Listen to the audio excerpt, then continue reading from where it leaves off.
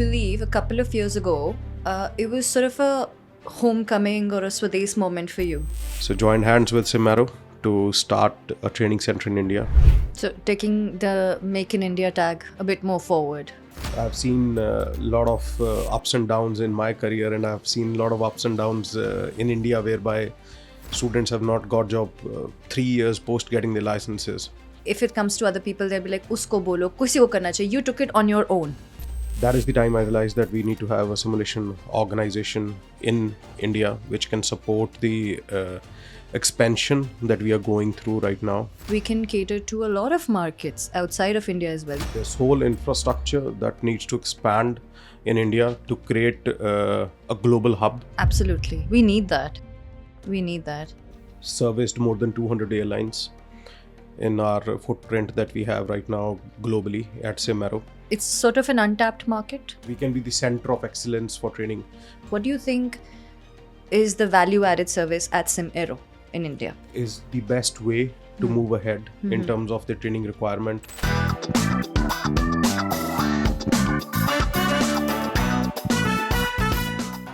Namaskar and welcome to Golden Epaulettes Aviation by Pilots for Pilots. My name is Ronak. Thank you so very much for joining us today.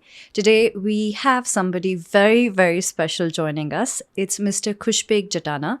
Mr. Jattana is a commercial pilot license holder himself.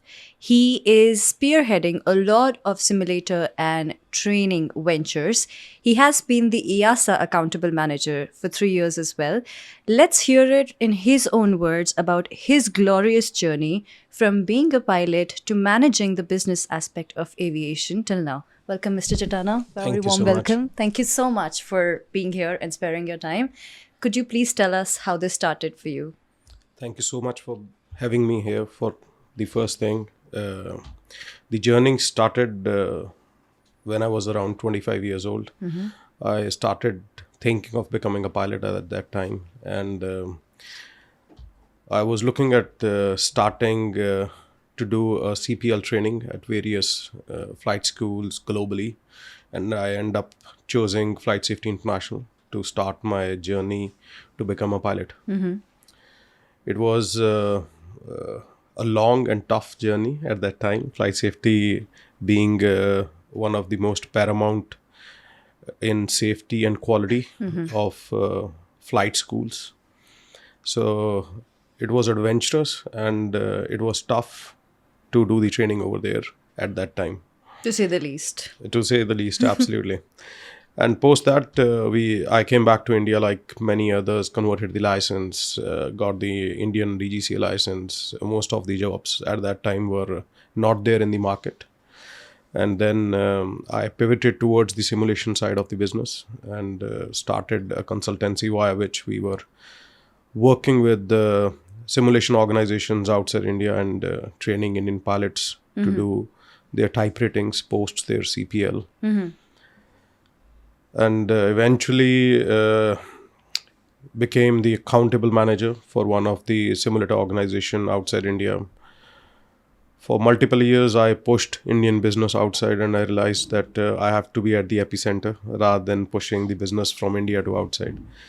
So joined hands with SimAero to start a training center in India. And right now we are, I would say, 70 to 80% done with our work. We are, SimAero India was established in May last year, 2023.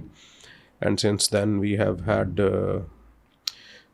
multiple milestones. We started the construction of the building. Now the building is nearly complete. We just signed a 320 Neo simulator. And the simulator is expected to be here Q2 next year. And we plan to have more simulators. The building can house up to 8 full flight simulators. The idea is to create infrastructure for the expansion of the aviation market in India. Right now, we see a lot of airlines ordering a lot of aircrafts. All the airlines in India are right now on the highest order books, I would say. Every month. We certainly are. That's what it's in the, that's what is the stats that we certainly have the highest order. So Mr. Jatana, I believe a couple of years ago, it was sort of a homecoming or a Swades moment for you. it so happened that you realized while working for all the foreign organizations that a huge chunk of potential lay in the Indian market as well. Yes, absolutely. You know, in the past decade, I've been working with organizations outside India, in the simulation training centers, and I would say 98% of the business was being pumped from India to outside, especially in the typewriting market, because we were lacking infrastructure for training. We were lacking simulations in India. And 2 years back, I believed that somebody needs to do something back home in India. And then I realized that I need to have, that is the time I realized that we need to have a simulation organization in India, which can support the expansion that we are going through right now in the Indian aviation. You know, I admire the fact that when you said that, I realized that someone needs to do something about our market. And then usually, like, if it comes to other people, they'll be like, usko bolo, kisi ko karna chahiye. You took it on your own. You took the onus on your own and you were like, main hi karunga. So you decided to make that move, which is very brave, because after having been established in other countries, especially a place like Dubai, which can be pretty comfortable, why would one want to, step into a daunting market like India? It can be really, full of challenges. Absolutely. So yeah, that's very brave of you to do that. And let me ask you here, SimAero is planning up a facility which is coming up in New Delhi on the Gurgaon-Delhi border, looking at an initial setup of 8 simulators. Yes. So currently, you do have clients in India. Are they B2B, B2C, and what are your expectations? So just to give you a background of SimAero has been in simulation training business from past 2 decades. And we have 2 training centers out there in France and 1 in Johannesburg. We are going to have our 3rd training center in Paris, which is scheduled to be launched next year. And we will have the first A350 simulator in March, which will be ready for training in Paris. New training center, it will be in Tremblay. And then the schedule for Indian training center, which is going to be open in Q2 next year sometime. So the establishment is, as I said, it is going to be in 10 minutes from the Delhi airport, and it'll house 8 full flight simulators.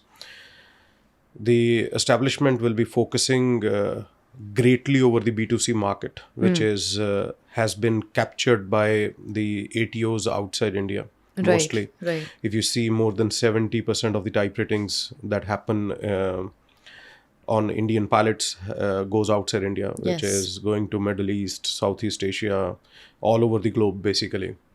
And there is very little infrastructure to tap into that, because we are deficit on the infrastructure to service the airlines, rest apart the initial typewriting market, the self-sponsored market, which is there. So our focus will also be primarily on the B2C market, which is students that come out of CPL and are looking for typewritings. We would like to serve them inside our country, provide them with the most cost-effective model with the best quality of training, and so that they can leave SimAero and go for interview or check rides with various airlines and route their future with them. And not just the Indian market, but I feel India as of now, with the way we are strategically placed and with our geopolitics and everything, I feel we can cater to a lot of markets outside of India as well. Yes, we are the major pilot churning country right now, if we can say it, but we always aim, like Emirates and Qatar have this model of making Middle East the hub. Why not we are trying to bring it back to India and make it an international hub for training as well, so that we can actually sort of take pride in our training and continue that here. Yeah, absolutely. You're absolutely right in saying that this whole infrastructure that needs to expand in India to create a global hub for training in India. There is a lot of requirement on the FTO side also, which needs to expand. There is a lot of requirement on the ATO side, which needs to expand in India to cater to the world market. If you look around India, there are a lot of countries who do not even have a flight school. other than ATO, rest apart the ATO. They don't even have a FTO over there. So right now we have around 37 flight schools in our country, and we need to really expand on that side also. Last year, it was the highest CPL licenses granted, around 1600 plus licenses in India. And if you look at our internal infrastructure, we are not able to cater to more than 500 licenses out of that. Yeah. Most of the students who are coming, who are getting DGCA licenses are being converted from foreign license to the Indian license. Yes. Still, absolutely. So I think we need to double the infrastructure for the FTO, because if we look post 2025, we are looking at least 2000 plus pilots every year that needs to be churned out of the FTO, so that they can be on the right seat of the aircraft. The airlines will require at least 2000 pilots because of the number of aircrafts that are ordered right now. 1200 plus aircrafts are ordered in India right now, which is huge over the next never seen 5 to 10 years. And there are small airlines that are going to come up in India, which I already have seen in past 1 year, that have started doing the rounds in creating new airlines. So there will be more and more infrastructure that will be required to cater to these requirements of pilots. So yeah, we are an EASA ATO, and we globally have serviced more than 200 airlines in our footprint that we have right now globally at SimAero. We are also certified by more than 50 civil aviations, including DGCA India, and we are servicing one of the airlines out there in Paris. So going ahead, we would like to bring more infrastructure in India, whereby we can train a maximum number of pilots here in India. The idea behind this is to create a organization which is cost effective and caters to quality, which is required for pilots to get their jobs. That is the most important thing for any pilot who is spending so much in his complete training career. I've been a pilot, so I know what are the pain points of a pilot. I've seen a lot of ups and downs in my career, and I've seen a lot of ups and downs in India, whereby students have not got job 3 years post getting their licenses. So for me to create that kind of a mentorship is far more important, right, whereby we can help the pilots in a better way, creating different kind of instruments that can help these pilots to get their jobs as well as type ratings. So it's at the core of your, the whole process. It's at the core, and it's at the ethos, let's say, of SimAero to provide. Obviously, you've gone to flight safety for your CPL. I can imagine the flight standards, the safety standards are really, really high. This bar is set really high. So that being the safety and the standards being at the center of it, making it cost effective, accessible, that's very sort of prominent by the location you've chosen. That's like at the Gurgaon Delhi border, just 10 minutes away. So no time wasting there too. You land, just do your sims, and yeah, absolutely. The idea was to be at a location which is easily accessible from the international airport, and also looking at the global footprint. Delhi being one of the most used airport by global airlines, various airlines that are there close to India, Southeast Asia, Middle East. So we wanted that even to cater to the airlines that are not there in India, or the pilots that are not there in India. Right. In terms of quality, I have always been of this thought process that quality is paramount in any organization apart from safety. Safety is the other thing that should be part of your daily routine, I would say. Right.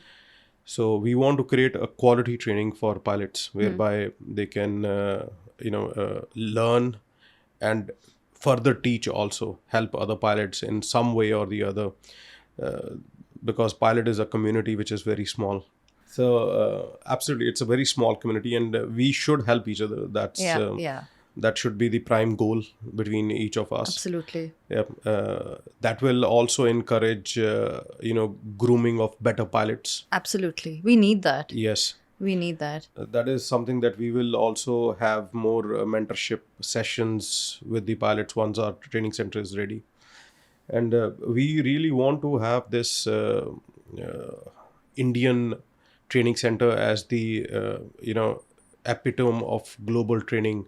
India can really become something that, we can be the center of excellence for training for complete Southeast Asia, Middle East, which, we are quite accessible. We are not as expensive as some countries out there who have huge infrastructure in training. Right. So it is just upon us to create more infrastructure which can support everything in terms of the complete ecosystem that surrounds the airline. So taking the Make in India tag a bit more forward. Yes. Carrying absolutely. that forward in Absolutely. aviation. Absolutely. Yeah. Why just automobiles, or why just manufacturing? Take Correct. it forward in aviation as well. Yep. Yeah. We can, if we look at the other side of our education system in India, we have far better education system. We have one of the best universities or colleges out there in India. Why can't we have the same in aviation? Aviation. Yeah. It is just we need to replicate those models in a clear and straight manner. And you feel it's sort of an untapped market? Yes, absolutely. It is sort of untapped market because we are limiting ourselves to DGCA only. I think with us, we will also be EASA ATO, which will open bigger horizon because maybe some of the countries like to work with EASA ATOs more because of their own civil aviation requirements. So that is the way we look at it. DGCA being our prime goal to be a ATO. But we would like to have EASA under our feather because globally we are an EASA ATO, which will help us. Okay. So you said currently you are in contract with one particular Indian airline for their type ratings in Paris, and let's say all type ratings and renewals and everything of that sort. So my question here being, what have you gathered so far? What are the sort of Indian requirements the operator or the carrier is looking at from an ATO? Are there something special, or is it just... So our training has always been more than the EASA training requirements, which is a good thing in a way that it gives you a better learning into the specific aircraft that you're training in. So we have a long standing with one of the airlines out of India. From nearly a past half a decade, we've been working with them. And they've been very happy with our simulator quality and services. I would like to highlight something that SimAero has in its capabilities is SimAero also has an engineering division which takes care of relocations, upgradations, installation of simulators globally. For OEMs, TDMs, ATOs, everybody. We work with a very open mindset. We work with the airlines if they want to shift their simulators or they want to upgrade their simulators. So in that also, we are trying to create a pool of engineers in India, which is, upskilling the Indian set of skilled engineers that we have. Right. So that we can create a global pool with a special emphasis on Indian engineers. Right. They can service India, of course, but they will also be able to service the various parts globally where we have other contracts. Right. So this will help more in, Skill India or Make in India initiatives that are there. Right. So it's just that you're not just looking at the pilots or the staff which is operating from the flight deck. We're looking at all around and skilling and, upskilling the support staff involved as well. Absolutely. Be it in the form of engineers, be it in the form of, let's say, if you are setting up sim operators, operational staff, they would be needed in a huge chunk. Absolutely. So, and talking about the 8 sims which are coming up, would you like to tell us what sort of sims they are? So the simulators that are coming up, the first one is going to be a 320 Neo, but we will also be having 737 MAX. We'll having ATR 72-600, which is also planned. We also want to have more A320s. We plan to have at least 3 to 4 A320 simulators because the major chunk of aircrafts flying in this country are Airbus. So that is the most dominating type in India right Right. now. And I think the trend will remain the same going ahead also. We are also open to setting up a wide body simulator in India, A350 or a 787 or a 777X, whichever makes more sense, or the airline, whichever they require. We are flexible on that. We are already having 330, 340 simulator in Paris. And as I told earlier, we are going to have a A350 coming up next year, which is going to be operational in March sometime. Right. So just the Indian market players, this like, and obviously the Middle East as well. This is like totally a group of 320 family, the 7.3s, including the Yeah. MAX, the ATRs. Yeah. Right. So it'll be a mix of all types, but prominently it'll be A320.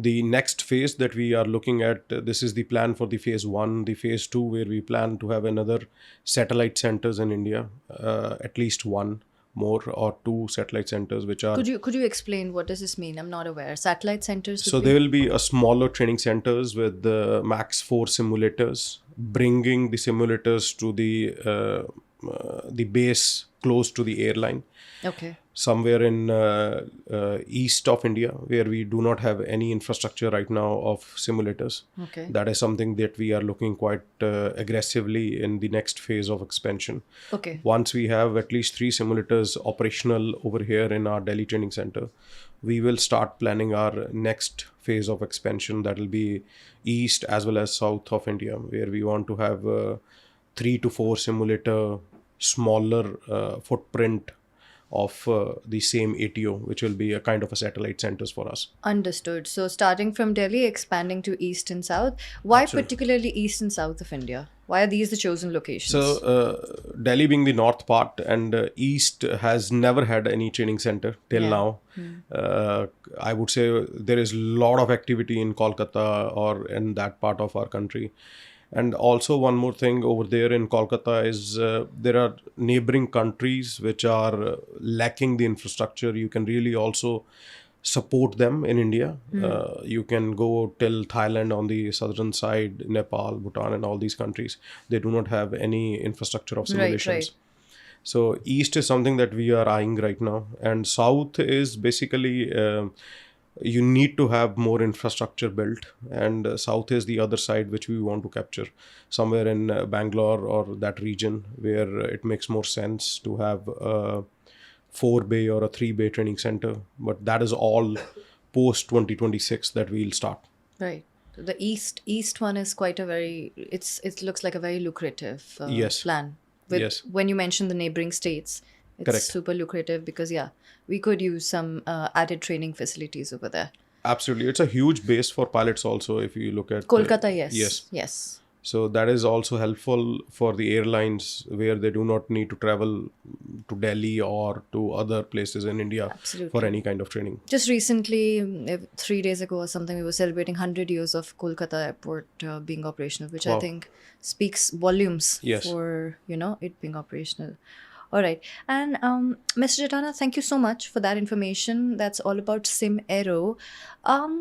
When a cadet, or when like a student pilot or somebody who has a CPL or an operator chooses SimAero as their training facility, what is that's added from your end or your presence that is not, let's say, comparatively less in other organizations? What do you think is the value added service at SimAero in India?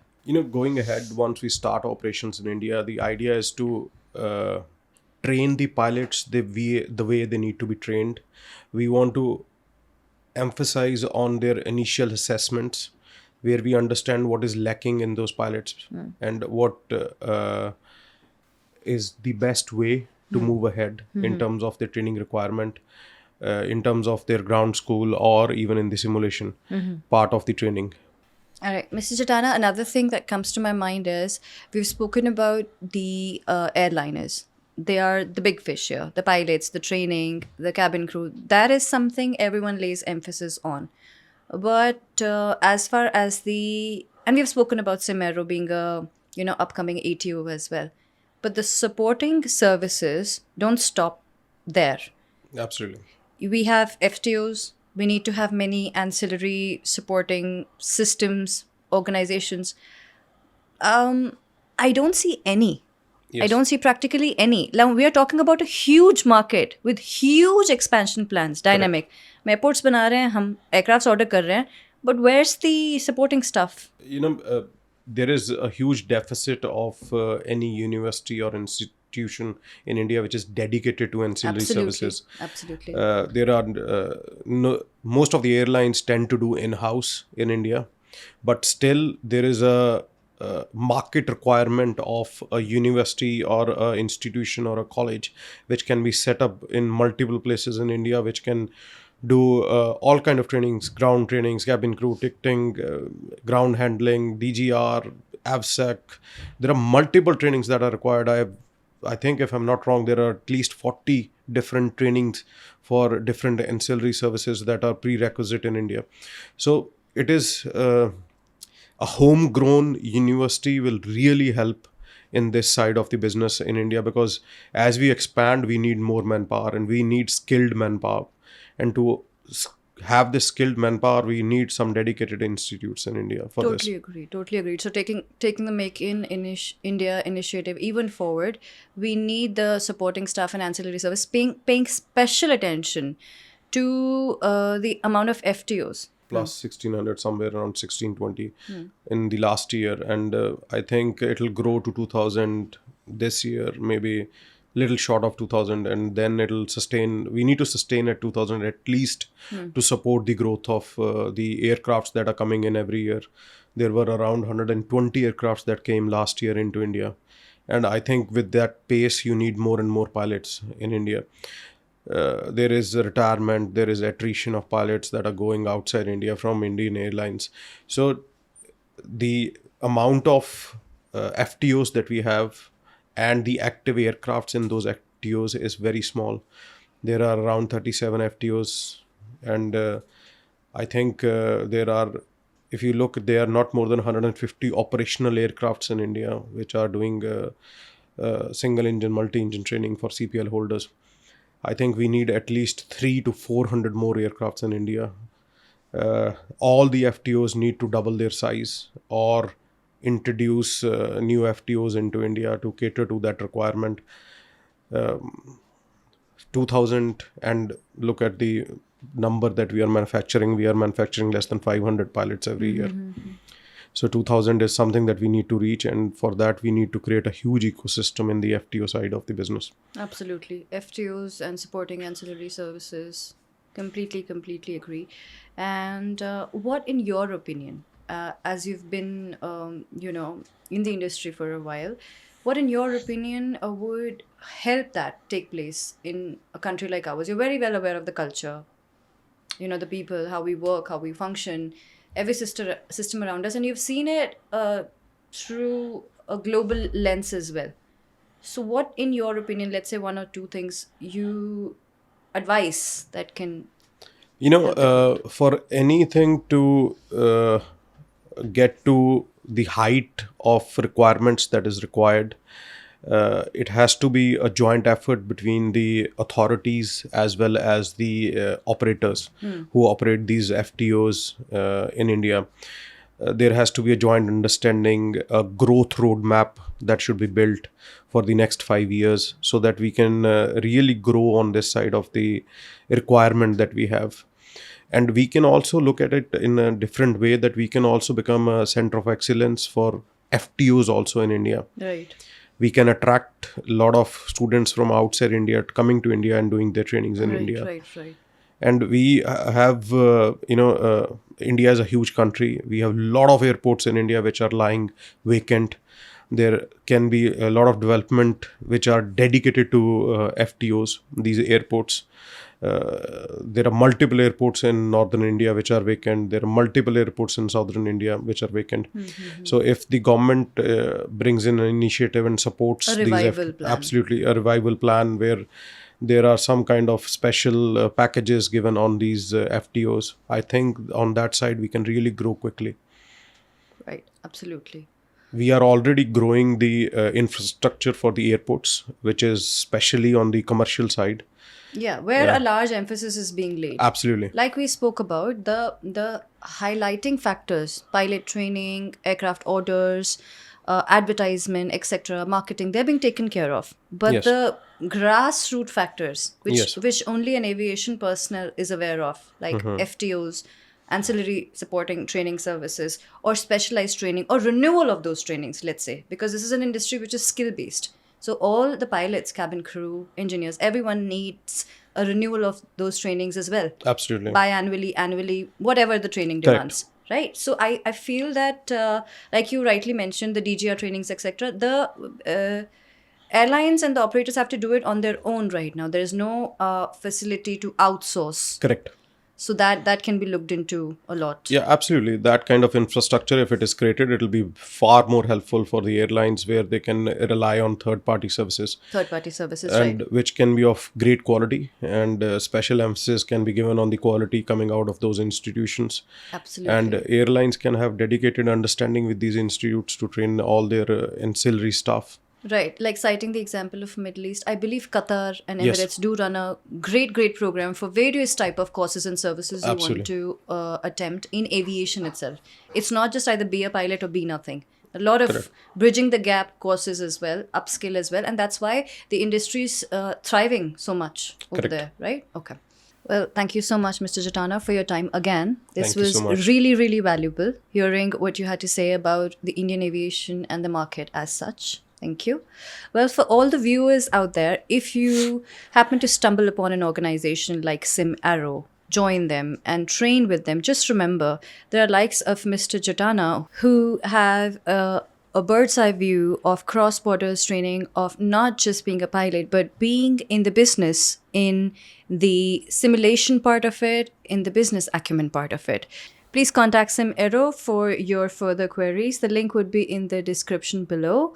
Also, taking the Make in India initiative really forward, you will be happy to know that SimAero India has all Indian staff members and looks forward to making this initiative and taking this very far in the aviation industry in India. Keep watching Golden Epaulets Aviation.